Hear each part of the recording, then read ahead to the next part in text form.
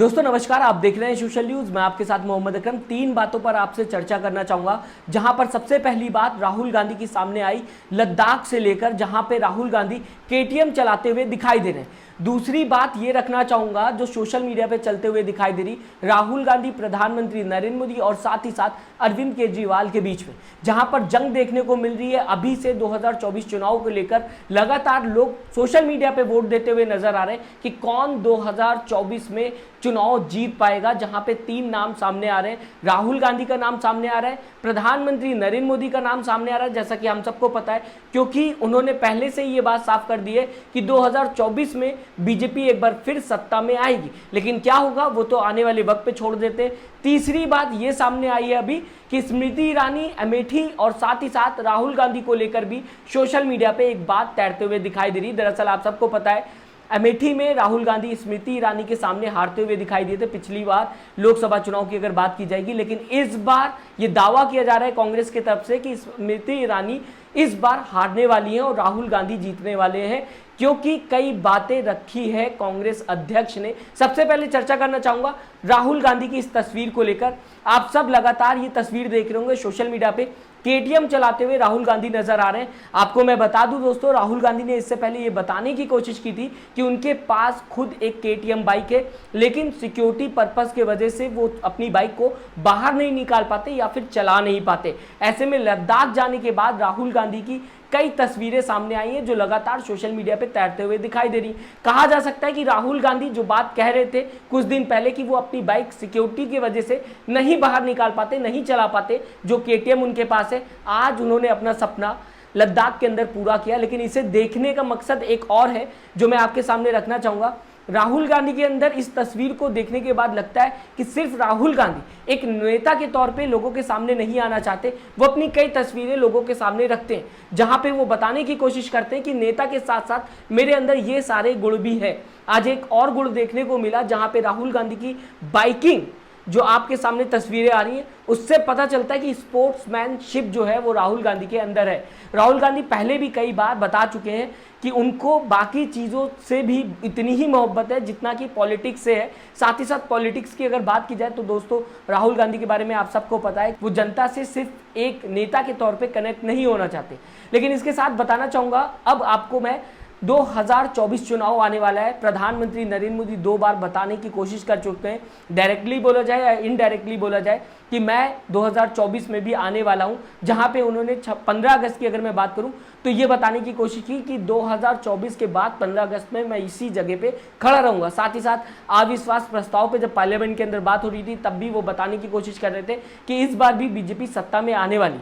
ऐसे में राहुल गांधी की भारत जोड़ो यात्रा की अगर मैं बात करूं दोस्तों, तो आप सबको पता है कन्याकुमारी से लेकर कश्मीर तक राहुल गांधी पैदल चले, लोगों से लगातार मिलते हुए नजर आए, और इसकी वजह से राहुल गांधी की एक नई तस्वीर जनता के सामने आई है, जहां पे जनता ने देखा कि एक इंसान कितनी मेहनत कर रहा है। राहुल गांधी ने कई बातें रखी, राहुल गांधी ने यह बताने की कोशिश की, आज जब नफरत की बात एक पार्टी करते हुए दिखाई दे रही तो मैं वहां पर मोहब्बत की बात करूंगा।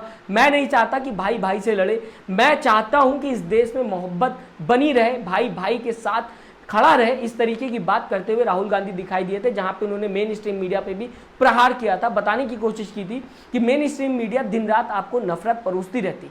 ये कहा जा सकता है कि राहुल गांधी की इस बार जो इमेज है 2024 चुनाव के तरीके से अगर देखा जाए तो बहुत ही ज्यादा बेहतर है, और इससे मानिए चाहे ना मानिए कांग्रेस को तो फायदा होने वाला है। पहले से बहुत अच्छा प्रदर्शन कांग्रेस कर पाएगी, क्योंकि जिस राहुल गांधी की पूरी तरीके से इमेज दोस्तों खराब कर दी गई थी, पैदल चल के जनता को यह बता दिया कि उसके अंदर जितनी हिम्मत है शायद किसी और नेता में ना हो। क्योंकि राहुल गांधी बार बार ये बताने की कोशिश कर रहे थे कि कन्याकुमारी से जम्मू कश्मीर तक मैं चला हूं, ऐसा कोई भी नेता नहीं कर पाएगा और शायद नहीं कर पाएगा।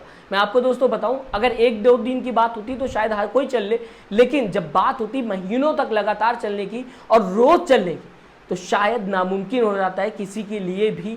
आप कार से नहीं चल रहे हैं, किसी और व्हीकल से नहीं चल रहे हैं, आप पैदल चल रहे हैं, बहुत बड़ी बात है खुद में ही, और हिम्मत की बात है। ये बात राहुल गांधी ने साबित कर दी है कि उनके अंदर इतनी ज़्यादा हिम्मत है कि कन्याकुमारी से कश्मीर तक वो पैदल चल सकते हैं। अपने देश के लिए, और ये संदेश जो था उनका उसे जनता तक पहुंचाने के लिए कि नफरत छोड़ दो। इसी को लेकर सोशल मीडिया पे अब एक ट्रेंड चलता हुआ दिखाई दे रहा है, कई दिनों से दोस्तों चल रहा है। मैं आपको बताना चाहूंगा, आज मैं आपके सामने रख रहा हूं और आपसे भी जानना चाहूंगा आप 2024 में किसको वोट देंगे और किस लिए वोट देंगे। सबसे बड़ी बात, आपका मुद्दा क्या होगा। राहुल गांधी को आप अगर वोट देंगे तो किस मुद्दे पे वोट देंगे, क्या चीजें उनकी आपको अच्छी लगी। प्रधानमंत्री नरेंद्र मोदी को अगर आप वोट देंगे तो उनकी क्या बातें आपको अच्छी लग रही है, वो जरूर कमेंट में लिखिएगा। और साथ ही साथ अगर आप केजरीवाल को भी देखना चाहते हैं तो उनके लिए भी आप बताइएगा कि 2024 में ये बेहतर चेहरा है अगर बात की जाए 2024 लोकसभा चुनाव की। साथ ही साथ अब बात करना चाहूंगा आखिरी पॉइंट पे जो मैं आपके सामने लगातार कहने की कोशिश कर रहा था शुरुआत में। स्मृति ईरानी और राहुल गांधी को लेकर अमेठी में चर्चा हो रही है। बताया जा रहा है कि राहुल गांधी एक बार फिर शायद कांग्रेस की तरफ से कि अमेठी से चुनाव लड़ सकते हैं, लेकिन इस बार शायद राहुल गांधी जीत जाए। दरअसल उत्तर प्रदेश के नए कांग्रेस अध्यक्ष अजय राय, जो कि नए बने हुए हैं, उन्होंने ये बताने की कोशिश की कि इस बार राहुल को अमेठी की जनता तलाश कर रही है, क्योंकि स्मृति ईरानी ने जो दावे किए थे वो पूरी तरीके से फेक थे। स्मृति ईरानी ने कहा कि बीजेपी को जिता दीजिए, 13 रुपए किलो शक्कर यानी कि चीनी आपको मिल जाएगी, लेकिन जब स्मृति ईरानी जीत गई तो ये देखने को नहीं मिला। दूसरी तरफ वो ये भी बताने की कोशिश कर रहे थे अपने बयान में कि अगर राहुल गांधी की बात की जाए तो उन्होंने कोविड में कई लोगों की मदद की, जिसके लिए उन्होंने पहले से कहा भी नहीं था। कई बातें कहते हुए नजर आए। सबसे पहले मैं आपके सामने अजय राय का बयान रखना चाहूंगा दोस्तों, आप सुन लीजिए, उसके बाद खबरों में चर्चा करेंगे। चाहे वो एरोप्लेन उड़ाने का स्कूल हो, मतलब जहाज के लिए ट्रेनिंग सेंटर हो, वो चाहे वो अस्पताल हो, फैक्ट्रियां हो, सब गांधी परिवार की देन है और हमारे बड़े भाई जो है राहुल जी के समय की देन है। तो ये लोग काम करने वाले लोग हैं जो मतलब झूठ नहीं। जैसे स्मृति ईरानी ने कहा कि चुनाव में कहा कि 13 रुपए किलो भाजपा का कमल का बटन दबाओ, 13 रुपए किलो चीनी ले लो। तो 13 रुपए वाली चीनी अमेठी की जनता खोज रही है कि वो 13 रुपए वाली चीनी है कहाँ, कौन खा गया उसको। स्मृति ईरानी जी खा गई, योगी जी खा गए कि मोदी जी खा गए, कहाँ खा गए वो लोग।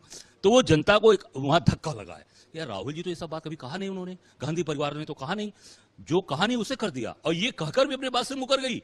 तो जनता को ऐसे झूठे और ऐसे लोगों को नहीं चाहिए। अमेठी की जनता हमेशा सच्चे और ईमानदार लोगों के साथ रही है।